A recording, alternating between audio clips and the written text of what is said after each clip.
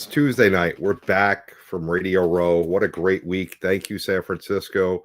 Thank you, Bay Area, San Jose, Santa Clara, all over. EA Sports headquarters. What a week. Let's start with this. I would talk football to start, but the game was awful. Congratulations, Seahawks. How dare you dumb people say that halftime show was un-American? You're not American if you think that. When a singer comes out and says, dare to dream. When I was a kid, I had dreams, and look where I am now. Gee, what's the American dream? To grow up and get what you're looking for, to prosper. That's the American dream. Love. During his set, he had a couple get married. I guess that's not American because, we have like one of the highest divorce rates in the world. What kind of idiot would say that's un-American? Oh, and then he said, God bless America. That's definitely un-American. Because the dude spoke Spanish? I don't speak Spanish. Listen to the beat. It's music. Do you like Kenny G? Could you understand the words in any of Kenny G's songs? Get the F out of here, un-American. You're un-American. That's not what this country's built on. We have an Olympian that was asked a question and said he's not proud of everything in this country. Without getting political, I am not proud about a bunch of stuff in this country. There are homeless people out there. There are hungry families. That's not political. Don't tell me right, left. I don't care. You're happy about that? Get the F out of here. Yes. And I'm not going to curse because I have class. I was raised with class. My parents, great people. But guess what? You're un-American with your thoughts. James, John, and Jay, all of you come in here because I need to take a second. I need to see some friendly faces because I am so annoyed. Someone actually responded to me that was an un-American halftime show.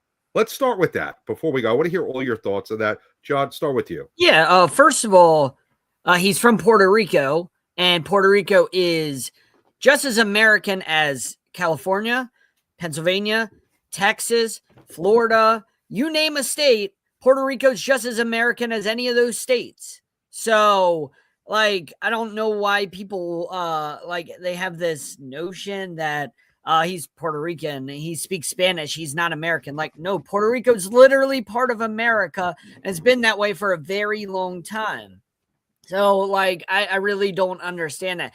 And, English isn't even our, primary language. So, I don't know what people are going on about, well, he doesn't speak English. Well, that's not even our primary language. That wasn't our language when America was founded. So, the notion, all these notions that, well, you don't speak English from Puerto Rico, to me, that's just crazy. If you had the chance, James and I were in the room with him whenever he spoke to us at the press conference when we had the opportunity to listen to him speak. And he's just so humble and gracious. And he said, I don't care if anybody speaks Spanish or not, or if you learn Spanish or not. I just want everybody to dance and have a good time and enjoy themselves. How can you hate on that? There was so much positivity out of this compared to the other halftime show, which just felt to me like there was a lot of vibes with underage people, a lot of vibes that they were kind of trending towards talking about them, a lot of, you know what I mean? Don't even get me started on that one. But I'm just saying, I didn't get any of those vibes out of this. Did you know, John, did you know heaven is locked to us? Heaven is locked to us, John. We are not allowed to get in because we didn't watch that halftime show. That's all I'm going to say. I'm going to leave it at that because I am heated. But that was cool. Jessica Alba was in it. Jessica Alba, we haven't heard from her in forever. Ronald Acuna Jr. was in it. Ricky Martin. We all love that Ricky Martin came back. He looks like he's 35 years old, and I haven't heard from that guy in forever. I just, and then the final message is the only thing more powerful than hate is love. Un-American, John. Un-American. We're a war-mongering country. It's un-American. I have it on my Facebook page. And I know these two want to talk, but Yeah. I'm not going to pretend I listen to Bad Bunny or I'm a fan of his or Never heard of him before like he was announced. never listened to his songs before that. But Completely honest. I just thought that the message was great and it was all positivity and everybody seemed like they were having a great time. And I just don't understand how you can hate that unless you went into it already predetermined. It was already predetermined in your mind that you were going to hate that no matter what came out of it. You were going to be negative about it. And I guess that's a you thing, not a him thing. So you guys can go. Let's go to James next, because let's go to our guest tonight. James? You're muted, You're James. muted. James, we're missing all the good stuff, James. Well, I know the reason for the predetermined hate. I'm not going to say it on the air, but we know what it is. And we know why there was a completely different halftime show that was on another channel that was called the quote-unquote American halftime show, which was with Kid Rock and all these people. So, if anything, that's more un-American because you're creating divisiveness when it's supposed to be United States uniting people together. Which is what Bad Bunny did with his performance. So it was an amazing performance, very exciting, and did a great job with the halftime show. A lot of the halftime shows of the last few years, even though there's been some big names, it really hasn't been that exciting, I would say. But this was a very exciting performance. And as a musician, it's not just about the lyrics. It's not just about the song. It's not just about any of the physical stuff. It's about sending a message with what you do, with your music, with your art is always supposed to have a message behind it. And there was a message of love and excitement and passion. And it was just great to watch. So, that's my thoughts on the halftime show. Great experience to see Bad Bunny in person at the press conference. And, he's a really good guy. So won some Grammys this year, and I hope he has a lot of continued success. And Jay, I'm going to go to you in just a second. I got to bring up one more comment I got from one of my responses to the post Tasha was talking about. So somebody said to translate the words to the song, and I would be appalled. So no, I would never be appalled because A, it's music, and it's the artist's creation. B, I don't speak Spanish, so I would never hear it in the way it was written. But C, had that been exactly what was sung on the air, on a network, on Sunday at, I guess it was around 8 o'clock Eastern, we have a thing called the FCC. Howard Stern and the FCC were like best friends. They used to find Howard like weekly. So had he used those words that you want me to translate, I guarantee you the FCC would have totally come down on NBC and they'd be paying millions upon millions of dollars. So use your brain, because the FCC is not inept. A lot of our government is inept, but the FCC is not. Unless you think the FCC is inept, and then you're saying that the government is inept. You choose. Whichever way you want to go with it, you're going to lose. And then to top it off, for all you people that hated the halftime performance so much, and you weren't going to watch, you all watched. So you're all frauds. You're all suspect, as our new word goes. You were all suspects. Yes, every single one of you that didn't like this halftime show, for some preconceived notion, you were suspects. Jay, what was your opinion? You're muted, Jay. He's muted like CJ Stroud was against the Patriots. I'm not disagreeing with that. But, okay. This is probably going to be the most hostile you will ever see me on camera. So this is dedicated to you smooth brains out there that was saying, oh, Puerto Rico is not America. It's not the United States. Here's a little history lesson for you. And a quick Google search would have told you this. The Jones-Shafroth Act, or the Jones Act, was signed on March 2nd, 1917 by President Woodrow Wilson, formally establishing Puerto Rico as an organized but unincorporated United States territory and granted statutory U.S. citizenship to its residents. It replaced the 1900 Forsaker Act, which had previously set up a civilian government.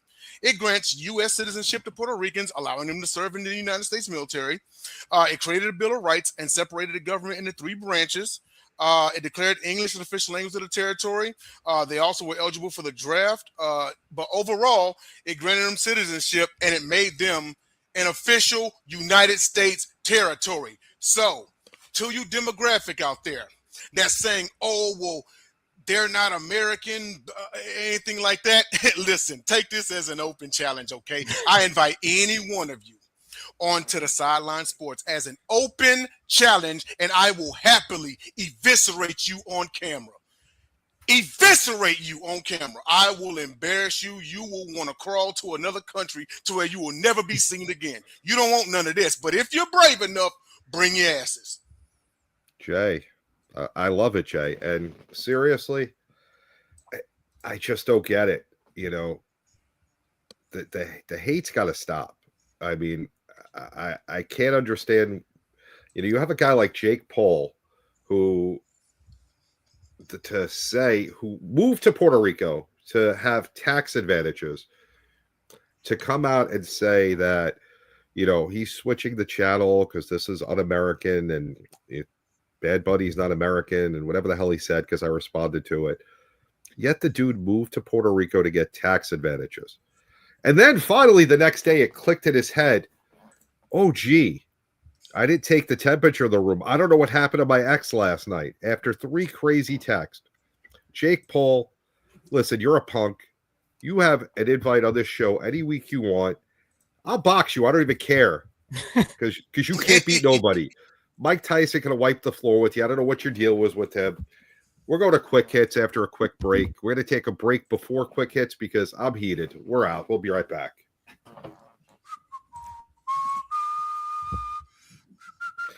And we'll be on Sideline Sports live every Tuesday night at 8:30 p.m. Eastern Time. Killen Clark is Larry Bird, I would say, and Paige Beckers is Magic Johnson. It's kind of like an oxymoron, you know. Yeah, moron is right. Maybe when they listen to people like you, that's how they continue being the Browns. He did have that type of talent for the pro level, but the scouts failed the team. I disagree.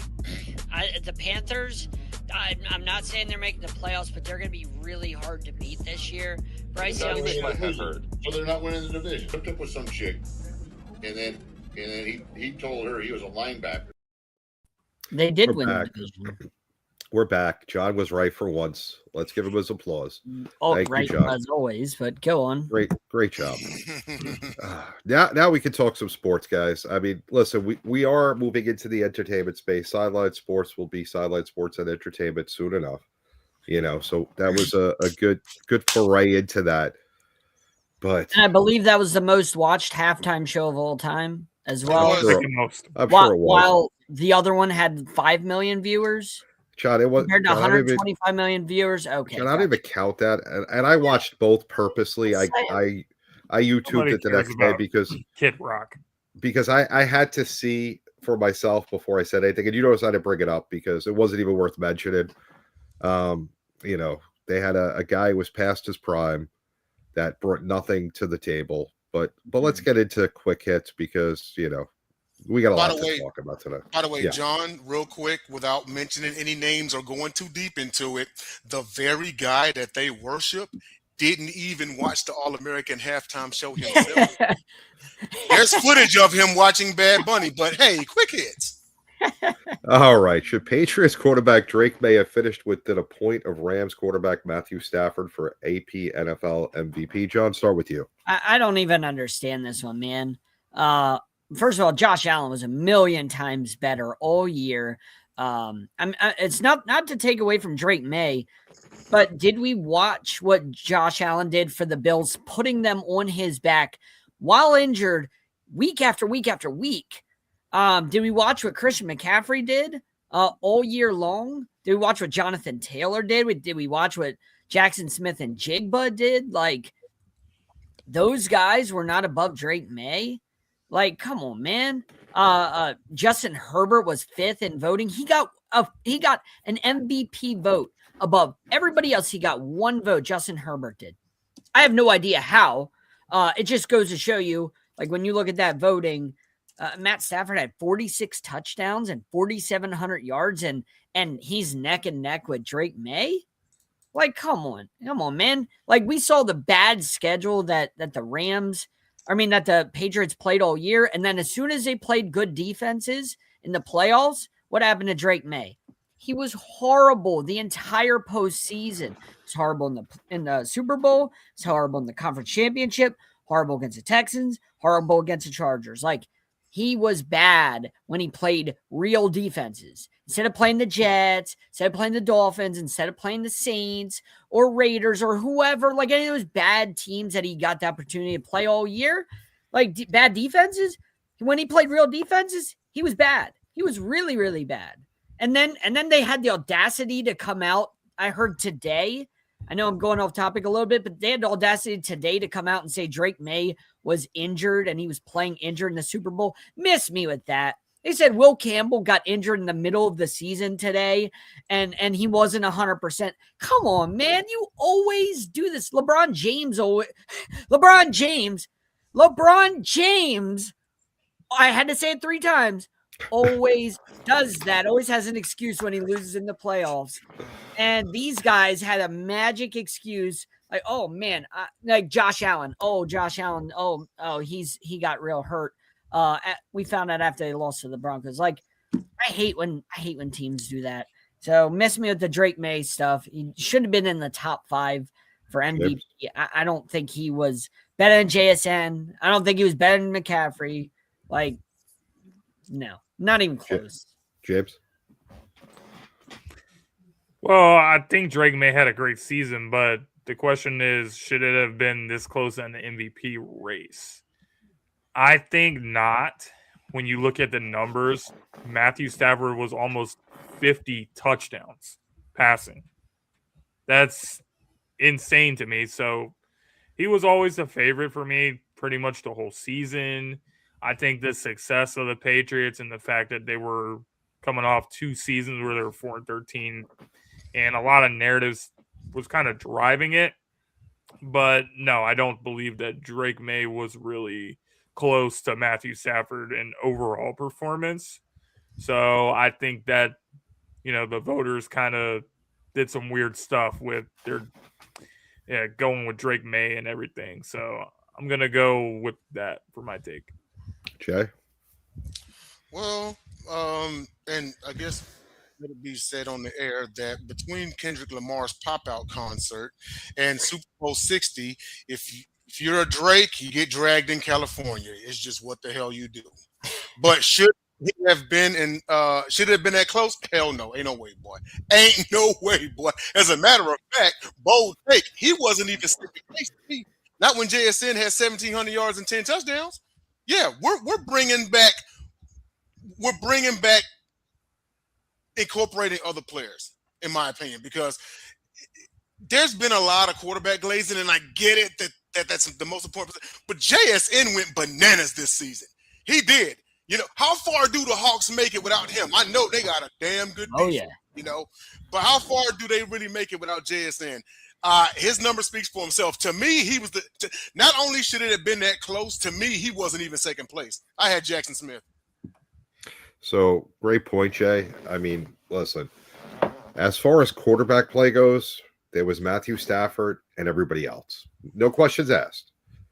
Drake May had a nice season, but their defense, their running game were way more important than Drake May. I look at anybody he was throwing to and say, well, they had a great year because of Drake May. The Patriots did have a great year because of Drake May. I could have plugged in probably about 10 other quarterbacks in the league, and the Patriots would have still been where they were. Plus, like John said, they had the easiest schedule.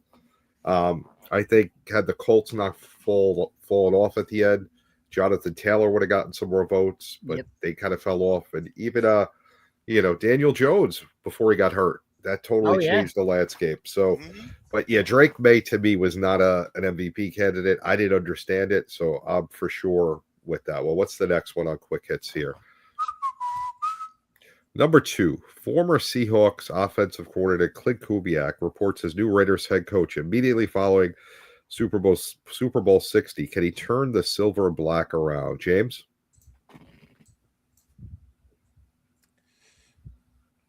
Not immediately.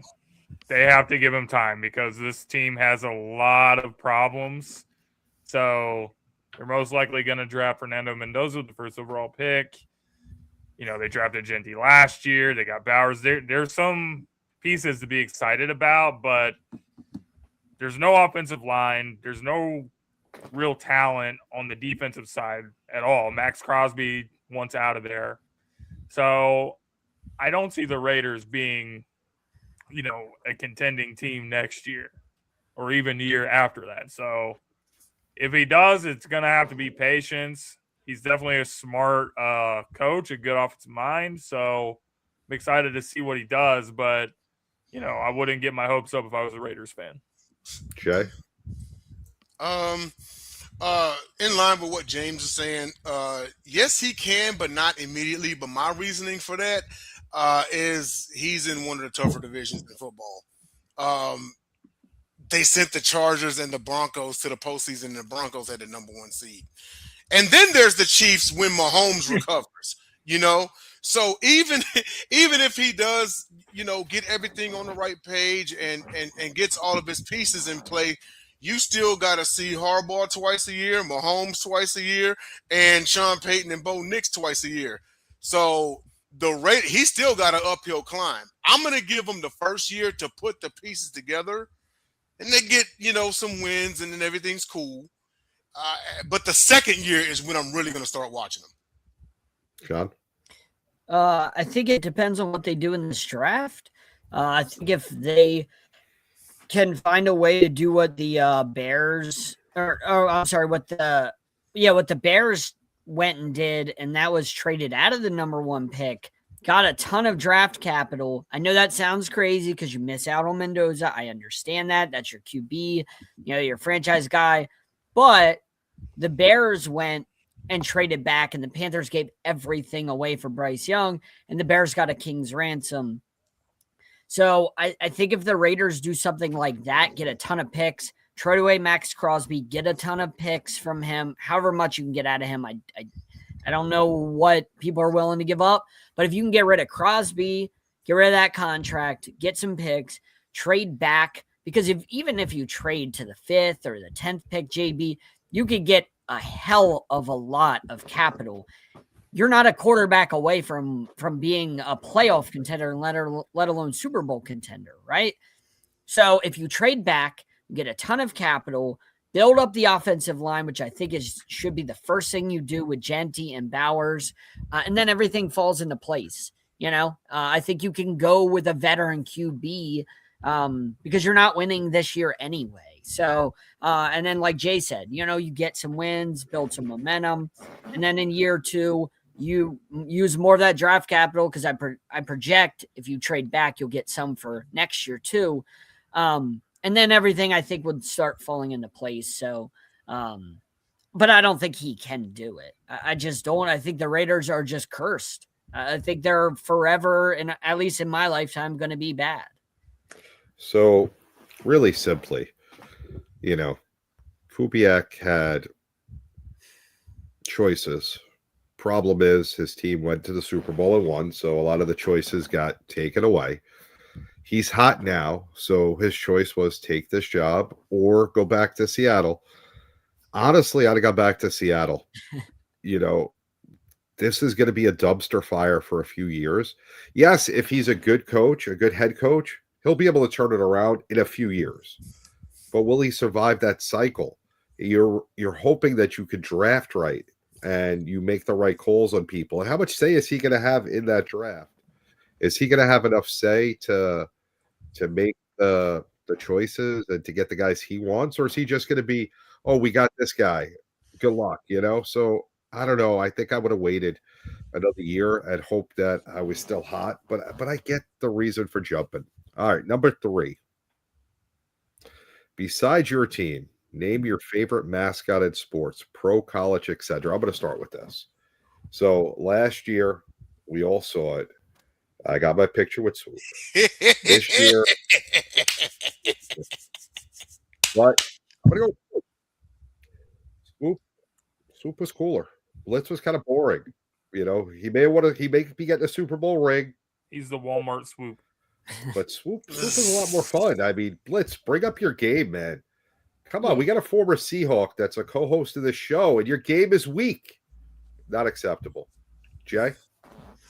You know what? I'm going to go with the Walmart Swoop. No, but only because last week at Radio Row, it was like this dude was everywhere. And I even told him, because I took a total of maybe 3-4 pictures with him in different locations. JB, you were with me for one of them.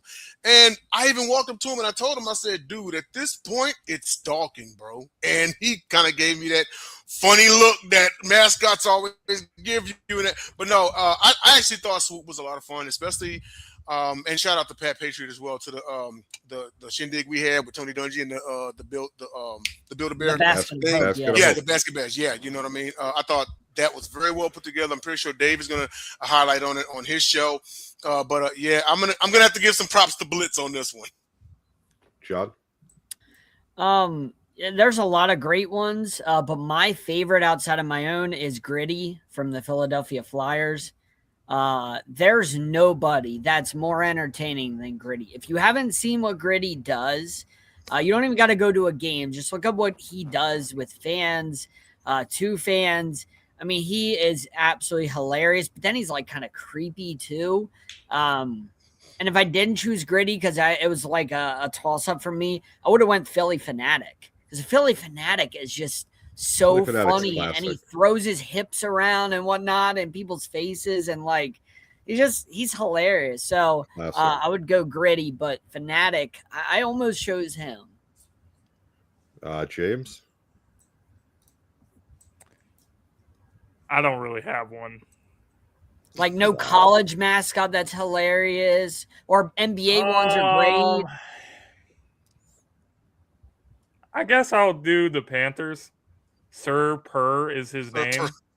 And I don't know. I just think it's kind of silly to see a grown man in a Panthers costume beating like a big drum because the Panthers have the keep pounding thing. Like, it's just silly to me. So I'll go with that one. So you don't like mascots at all?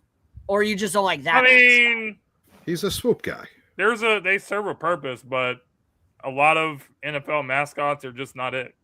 Well, I mean, look at the JB, the long history of the Phoenix Suns, the gorilla. I love the San Diego Chicken. San Diego Chicken's classic. Like, sometimes I wish there was actual animals involved. Like, so here's the thing. We're talking about mascots. We're ending quick hits. I'm not taking a break because we're already 30 minutes almost into the show. This conversation was more exciting than Super Bowl 60. If you disagree with me, I'm sorry, you're wrong, because I watched the game. I flew home Sunday morning after not sleeping all Saturday night. Got home, did what I had to do, got ready for what I was hoping to be a good game. I was so bored, and I love football. John, look, what happened that, besides Drake May missing every open receiver, what was the reason that New England just was not good? So Seattle did a good job of attacking the offensive line. First of all, they did a great job of overwhelming Will Campbell, and that entire offensive line. They overwhelmed them time after time. They kept spamming that cornerback blitz. That's what they kept doing over and over. Cornerback blitz. Drake May could not read it. He could not change his protection. It didn't matter if they brought in an extra guy. Drake May was just so rattled. Sorry, quick question for you though. So they were saying his injury was his non-throwing shoulder. So do you think that caused him to miss seeing the corner blitz on the other side, hit him from behind? No, not at all. I think the first time, I think that was the first drive he got popped. I think it was the very first drive he got popped, and he got sacked by one of the corners, I believe it was, or maybe it was Hall, but I forget. Anyway, he looked rattled. Like, that first drive, he looked okay, and then after he got popped from there on out, it looked like the lights were just too bright for him, and mentally, he just was shook. He looked like a second-year quarterback. Like, it didn't look like somebody that, you know what I mean, that has ice in his veins playing in a game like that. Darnold didn't either. I mean, let's be honest, like, neither quarterback they both looked rattled. And Darnold even admitted that he missed a couple of opportunities to flip the protection on a couple of the blitzes he got caught on. He admitted on the radio that he missed. He just didn't see. He did not flip the protection. He didn't see their blitzes coming. He didn't see what they were bringing on him very well, and he got lucky. The defense played historically great because they would have lost if the Patriots offense did anything. So, James, I was almost hoping in the post-game press conference this question was asked to Drake May. Were you seeing Ghost? Not that Sam Darnold was very good, but it sure felt like Drake May was seeing Ghost. What was your opinion of the game and your thoughts on breaking it down? Well, when it comes to Drake May, it's not really just about, one game. Like, there's a big stage. He's a second-year player. If you look at Drake May's performances throughout this postseason, he really hasn't been very good. And I was actually reading a stat today. I forget who posted it, but Drake May has had one of the worst EPA in this postseason run of at least like 3 starts in the postseason. And there's some bad names on there. You have people like Rex Grossman on there when he was with the Bears and people like that. And it's just not company that you want to be a part of. So Drake May was clearly not ready. The Seattle defense got after them. And somebody that I actually want to call out as my sports suspect of the week is the left tackle, the rookie. He didn't want to have anything to do with the media. Will Campbell ghosted everybody after a terrible performance. You got to own up to it, man. Like, as a grown man, you're in the NFL now. People are going to be asking you questions, especially when you're performing like that on this stage. So I really don't respect it. Not a good performance by Drake May or really anybody on the Patriots offense. And Seattle, as most people expected, kind of had an easy path to the Super Bowl. So, James, quick question before I go over to Jay.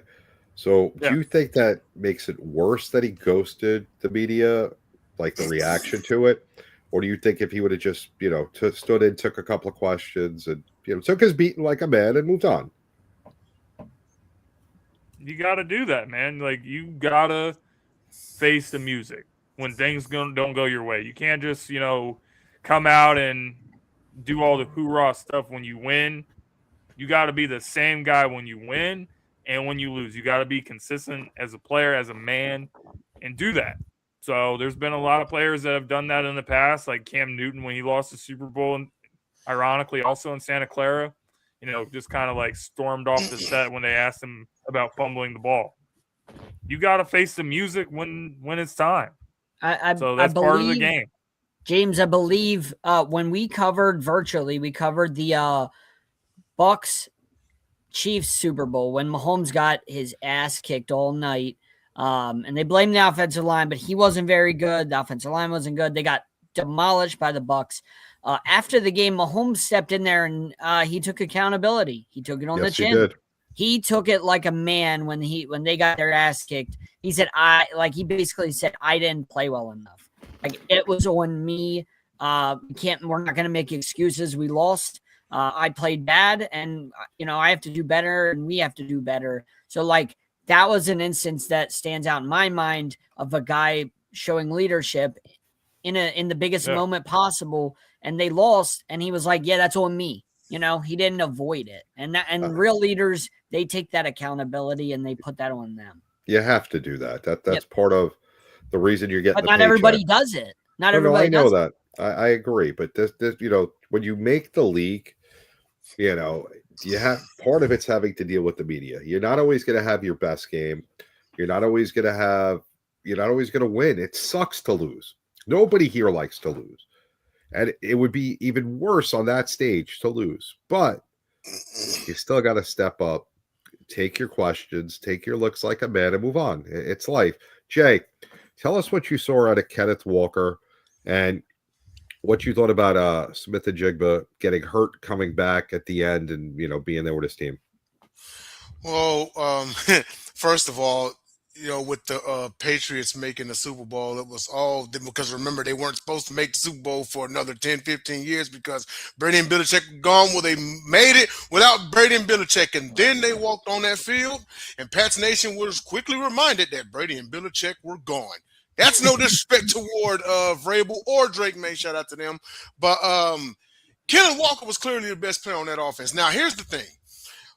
Because this was something that translated actually from Bill Belichick to right now, is the New England Patriots are very great at taking away your best option. With that being said, the Seattle Seahawks curb stomped the New England Patriots, and JSN was a non-factor. The very guy that I just got through praising just earlier in this telecast, but he was a non-factor. Like you said, he had gotten hurt. Well, we had said, because what was it, after the divisional round, Charbonnet had torn his ACL, and John, you and I were discussing that K9 was going to have to step up. Well, how do you like 27 carries for 135 yards, 2 receptions for 26 yards, Super Bowl most valuable player, and would have had even more than that with a touchdown if not for his offensive line screwing him over. Yep. But he had a great game. No, he had a great game. Yes, absolutely. And I know that earlier you guys said, well, Darnold really didn't look good neither. At one point, he was like 9 of 22 for $130. So, no, he did not look good. He was missing open throws. He was. Yeah. He was missing very open throws. He was not good at all. But his performance in the Super Bowl, I compare to Manning's in that same stadium. He didn't need to be great. He had a defense behind him. He had a running game. Darnold didn't need to put on this cape. Yeah. To me, he was Trent Dilfer. Exactly. Yeah. Darnold didn't need to put on this cape. Dude, ride that defense and that running game. Well, he won't be going into the sunset just yet. His career ain't over. But I said that about Manning 10 years ago. Did just enough to win. Dude, just enough to win. Exactly. And you know what? I'll tell you like this. Darnold looked far from a superstar, but he didn't lose the game. And when it comes to the Super Bowl, that's all you can do if you want to win. Don't lose the game. Don't be the one out there to make the mistakes to give the other team a chance. Darnold took care of the football. He rode Kenneth Walker. Pause. Solid running game. Excellent performance by K9. The defense did their thing. They forced, 2 turnovers to 0? Mm-hmm. Yeah. I mean, it was a one-sided game from bell to bell. Pretty much the only good thing that was going for the New England Patriots was their defense, because it was about late third quarter, and it was only 12-0. So this was May's chance to get in the – yeah, go ahead. And shout out to Christian Gonzalez, because he allowed 0 catches when he went lined up against JSN. He allowed 0 catches. I mean, all night listen, versus JSN. That's amazing. The offensive player of the year, he held to 0 catches. Put respect on New England's defense. They had a hell of a game. Yeah. Every time Seattle drove, they stopped them. You can't, you got to help your defense out. I mean, Seattle was scoring points all year. Smith and Jigba went crazy. He's the offensive player of the year for a reason. And like John said, he had 0 catches. But we're going to take a quick break. We're going to come back. We're going to talk about what happened last week in San Fran. So all the great things that happened. And then we'll talk about next year's Super Bowl as well. Jay, take us out of here. Sideline Sports live every Tuesday night at 8:30 p.m. Eastern Time. It's not a great league, the American League. The National League is far and away better. I know we have those 4 games in our John, I'm going to stop you there. The Orioles haven't gotten to the World Series. No, I'm just saying, if you're a fan of any team, Cam Newton's always. Oh my gosh, you just say that name and I know something stupid's coming there. 8,000 points a game. What is Dragon Ball Z's in the WNBA now? It's in a dog pile. Stuff happens in the bottom of that pile. You don't even want to know about. You get spit on, you get poked, you get poked in the eye and the ear. Yeah. You get yes. He's not a leader. He's a child. Go play on your burner account and go have fun. All right, we're back, guys. So let's talk about last week. I'm going to start with, why is there not a Blue Medical 10 on Radio Row? I got a brace on my ankle right now. I don't understand it. Somehow I messed up my ankle. There's no Blue Medical 10. I need Brian Dable to come to the Blue Medical 10 and bring me back out to Radio Row and get me out there doing interviews, and it didn't happen. He needs to shoot you up. Somebody needs to shoot you up. You failed me. But, great week as usual. San Francisco did a wonderful job. I always get a little worried when we go to these new cities for Super Bowls. I mean, combined, we have almost 25 of them. But first time we've done it in San Francisco, so you always get a little concerned. Different places, different people. But walking in there, it's like walking into an old family reunion. You see the same faces, and it's always good. It feels like you're going home again, like coming home from college break or something. Big shout out to the people out there that took good care of us. There were a lot of great people. The locals were phenomenal. If you've never been to San Francisco, definitely go there on vacation. It's a nice area. Napa's like an hour away. San Jose was cool. DEA headquarters was there. Great food, great nightlife. I mean, it's not the party capital of the world, but we weren't there to party. We were there to do a job. But great place to visit. But Radio Row, I mean, Martha Stewart was our Radio Row. I'm still trying to figure out why she was there, but I did have a selfie with her because I said I'm never going to run into her again. Jay, what are the odds that I run into Martha again, besides Radio Row, if she happens to be there in the future? Give me odds. Odds? Woo, man. You know what? I'm going to be generous and give you a 2,500 to 1 because Wow. I mean it. Well, and I'm pretty sure you got, because you guys were in LA covering it, and then you guys were out there in Arizona. Of course, we all were out there in Vegas and New Orleans, and then this year, the most random faces show up on Radio Row. The most random. But I will say this much: this is my 3rd year in a row catching a wrestler on Radio Row. And I caught more than several of them. John was with me. I caught Seth Rollins. I dapped him up. I caught AEW Tony Storm and Orange Cassidy. MJF shrugged me off, and it was hilarious. So here's the story. So those of you out there that do watch wrestling, MJF is the current AEW World Champion. And he's like this massive a-hole, right? So he's passing me up.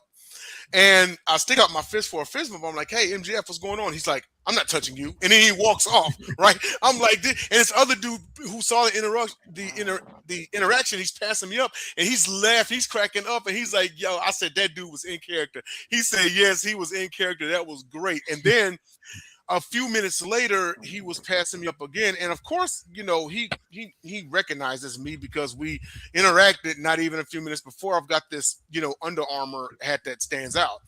And he looks at me and he gives me like a nod. And it's as if, how as men, we can say a lot to each other without saying a word, just by like a head nod or a hand motion or something. And so when he nodded to me, it was almost as if he was saying, hey, brother, it's just business, right? But what's going on? You know what I mean? So, and I also met Big E as well. Radio Row is awesome. I passed up CM Punk. He didn't hear me yell out for him, but it's all good. I give him a pass. But yeah, the WWE World Champion was there.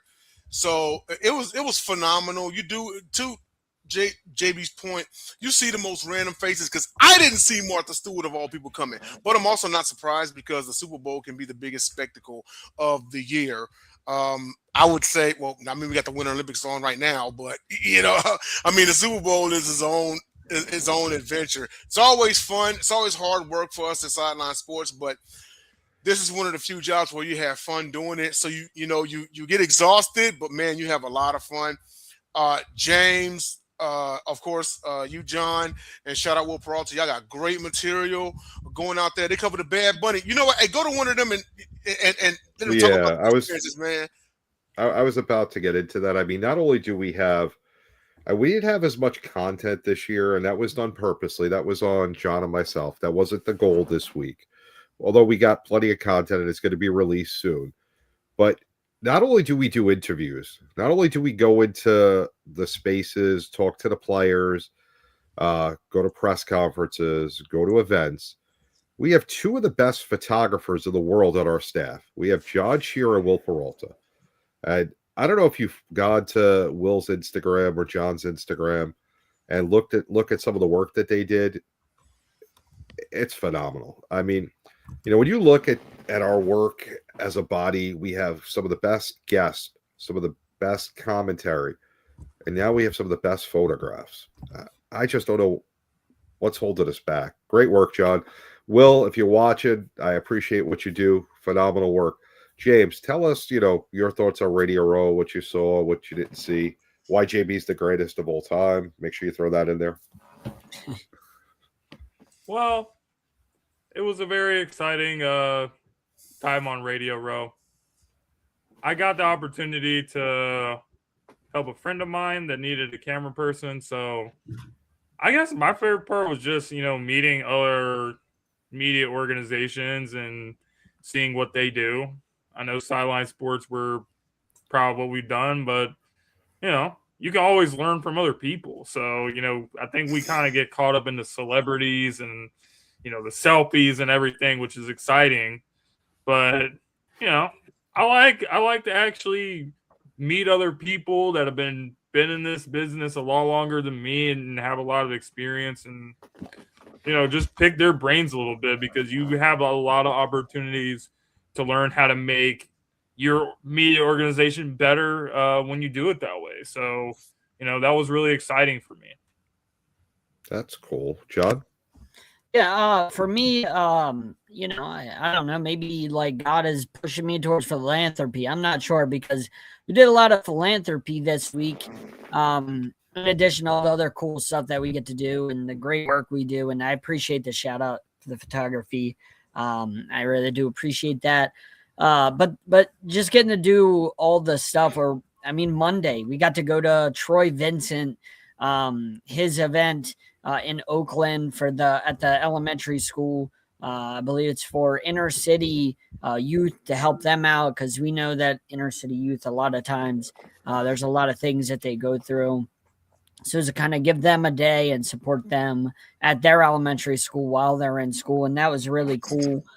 Just getting to see Takeo Spikes there, and Troy Vincent, obviously, and Work Done, who's an amazing person, gives back to so many people. Troy does, all these guys. So they do so much, and it was just an honor to be there, to get to support that and photograph that. And then we got to do the Basket of Hope, which was an honor as well. Shout out to Dave and Tony Dungy and everybody involved in that, giving baskets to families and children, the children that have illnesses, life-threatening illnesses. It's just so cool to see. And then we got to do the Ronald McDonald House right outside of the Stanford University. And shout out to them too, because they have 3 campuses that they have to maintain out there. There's a lot of money that they need for each campus. Out of all the Ronald McDonald houses, they need a lot of money to be able to support these families with the children that have life-threatening illnesses, and the families' lives are turned upside down. So we were honored to be able to go there and support that. And again, I got to photograph that as well, in addition to photographing the Basket of Hope. So, like all the other cool stuff, getting to photograph Bad Bunny and Charlie Puth and Coco Jones and Brandy Carlisle and all them, that's really cool. And the Radio Row and Media Night, I got to do a lot of that. But the philanthropy, like supporting the families that are in need, to me, that means more than anything. JB, you and I got to interview one of the athletes from the Special Olympics the other day, and that was really cool too, getting to speak to him. And so just to me, that's what stood out, is getting to support people that need help. I know we didn't really do much in terms of we're not giving money, we're not doing that, but we're there offering our support, showing up. We could be doing other things. We could be going to parties or photographing other stuff, during Super Bowl week. But we spent a ton of time going to support, the Troy Vincent, event, the Basket of Hope, the Ronald McDonald House. We spent a lot of time doing that stuff because we really care at Sideline Sports. We don't just do this for for our benefit, but we go out there and we want to be positive, make a positive impact, kind of like we felt Bad Bunny did with his performance during the Super Bowl halftime show. We want to make a positive impact at Sideline, and that's what we're all about. Is giving back and being supportive, especially to those in need. So I ranted there, or I rambled a little bit, but there was a lot of great things that we had the opportunity and honor to cover, like those things, JB. No, you're 100% right, John. Again, we are a media company. We're always going to be looking for content. But, there's content in so many different things. Being able to go to the event at Oakland and at the local school, we got a chance to interview the family and that had 2 children at the school. We got to talk to Troy about his foundation and what they do to give back to these communities. We got to go to the Ronald McDonald House for our 2nd year and to see how they help families, when they need it the most.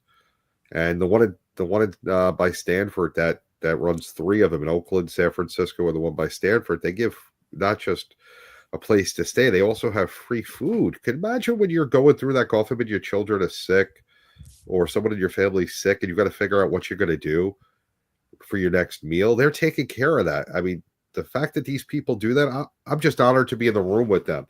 Ricky Waters was there, which was phenomenal. Marnie and his wife, Kat. Yeah, right. And Marnie, whose grandfather created the Ronald McDonald House, she makes sure she goes back as much as she can and gives back. You got to love that.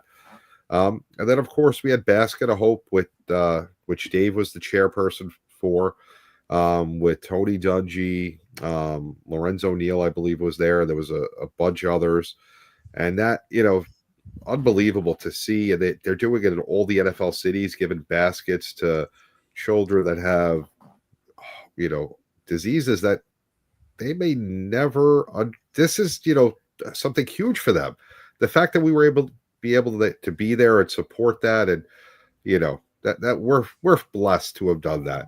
We could have, like John said, we could have easily just spent time on Radio Row, running around trying to take pictures, getting a couple interviews, but it's more than that. We've learned that we're fortunate enough to be put in that space.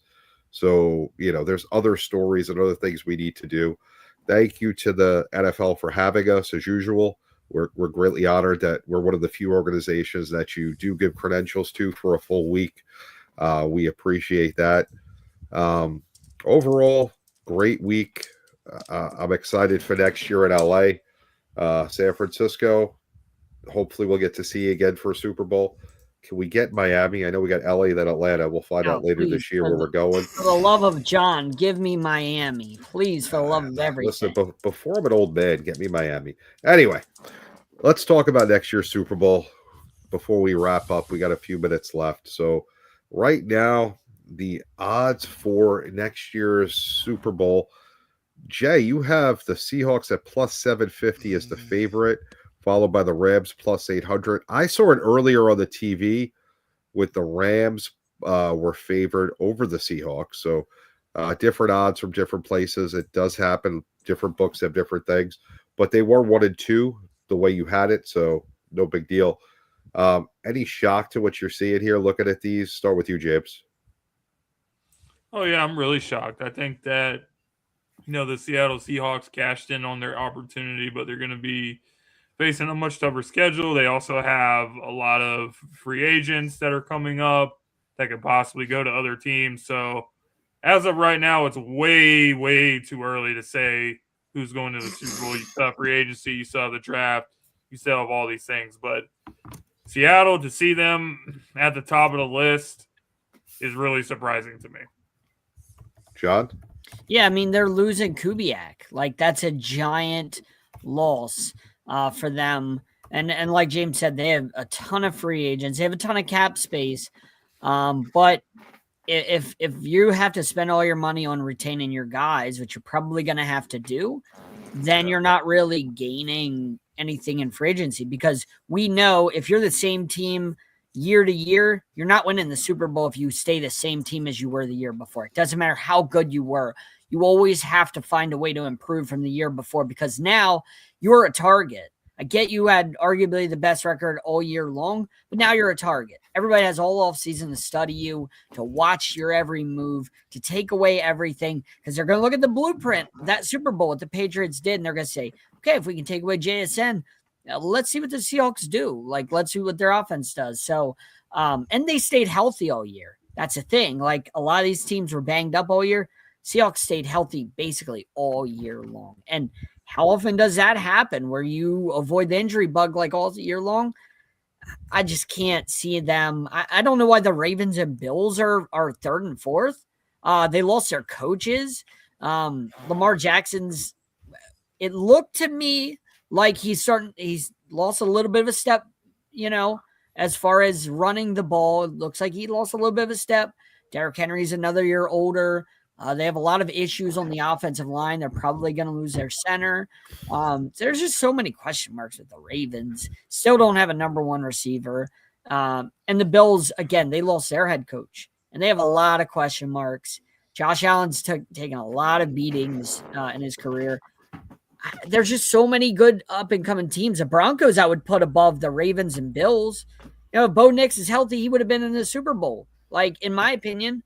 So, I would put them above the Ravens and Bills. Not the Rams, but I can't see the Seahawks winning the Super Bowl again. It's just, it's in this day and age, too hard. Jay?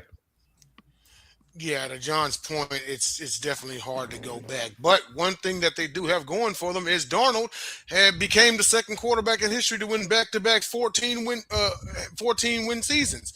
I'm a believer that things happen in threes, so it would not shock me if they did go back. Now, me personally, I would have put the Rams above them. I know the question is Stafford, because Derrick Henry's gonna be a year older. Everybody gets a year older. Stafford's gonna be 38. So how much more out of him? But now Stafford also has had a career relatively healthy as well. So that works out a lot for him. Again, I would have, especially with Puka Nacua, who, by the way, we caught at a random in and out. But anyway, but yeah, I actually will put the Rams slightly above the Seahawks.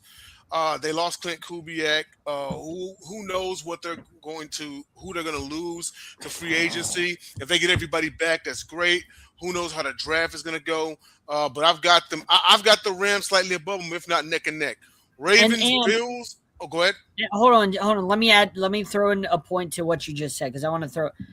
And don't overlook how much losing an offensive coordinator hurts a team. Because the Lions offense took a giant step back this year without Ben Johnson. The Eagles offense did not look anywhere close to the same with Patullo from Kellen Moore. So don't overlook that. Go on, Jay. No. Losing a coordinator definitely can be detrimental to a team. And now the question is who they're going to get to replace them. But now, as far as the Ravens and the Bills, I probably would put the Bills above the Ravens. I'm not terribly mad at the first four. I'm not mad at it. At the end of the day, the Bills still have Josh Allen and the Ravens still have Lamar Jackson. As long as they're on the center, you've got a chance to win. The question is what's going to happen when Mahomes is fully healthy next year. What was the biggest criticism with Josh Allen? There was no Mahomes in front of you. There was no Joe Burrow. There was no Lamar Jackson, and then he couldn't get it done, right? Well, now the cycle starts all over again because 15 is going to come back healthy. So now we're going to see just how the Bills do and how the Ravens do. But as far as the top two, I'm not mad at it. Again, I would have the Rams slightly above the Seahawks, but hey, I'm not mad at the first four. So, all right, that's the worst list, and you're just shooting darts right now to pick a team because it don't make any sense. We don't know what's going to happen in the offseason. But right now, as the teams stand, starting a new season 0-0, nobody has any wins, nobody has any losses.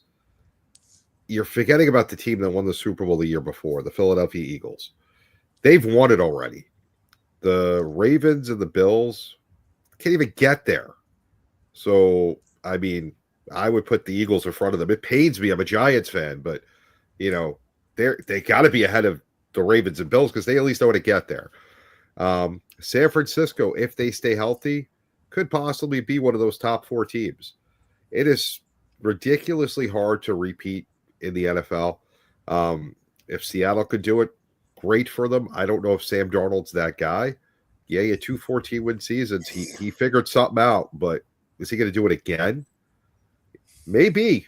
But, can the Rams still do what they're doing? That division's ridiculous. Maybe they're all going to knock each other out, and maybe the Eagles just walk right in. In the AFC, Mahomes. Who does he have? He has nobody with him. John, you want to play with? He's still Mahomes, JB. He's gonna. If they get some receivers, maybe. A couple of decent guys. I don't mean stars because you need money to get stars. But if they give him some help, maybe. But I don't know. I can't hate on the top 4, but I think the Eagles should have been in there. I think people are really just down on the way that they finished the year, but they're still the Eagles, guys. And the Lions They've still proven exist. it. The they Lions are- still Yes, exist. the And Lions are Bears, still there. The Bears aren't going anywhere either.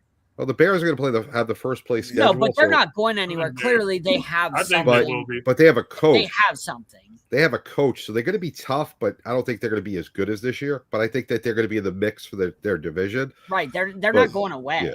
But yeah, in all honesty, right now, if you ask me point blank, who's my favorite in the NFC? Eagles. And the Super Best Bowl overall- logo. Super Bowl logo has Bears Dolphins, so we already know There you Bears go. Dolphins are going to the Super Bowl next And we year. all know if that happens, John, we're in trouble. We are in trouble. Or We my other never- theory is Commanders Dolphins. That Oh, was that my would be other even theory. worse. Commanders We don't- Dolphins. All right, I'm gonna have to call it sick that week if that happens because I don't want to cover anything Commanders. But guys, we've got over our time. I want to thank everybody for listening to me rant about American, un-American, because that crap's got to stop. It's so stupid. I could go on for another hour just complaining and bitching and moaning about it because it just irritates me. Uneducated people saying uneducated things. Take 10 minutes, book a flight somewhere, take a vacation to a land that doesn't speak English, that's outside of the 50 states, and get a little culture. And then maybe you won't hate people so much. But anyway, that's all the time we have. We will see you next week. A lot of stuff to cover. Football's pretty much over, but we always talk football. But you know what? Before we go, congratulations, Rick Pitino, third winningest coach in college basketball history. St. John's beat UConn Friday night while I was stuck in San Francisco. UConn, you suck. All right. Have a great night, guys. We'll see you next week. And we're Ho, out. ho, ho. Hawks win. Go Hawks. See you next week.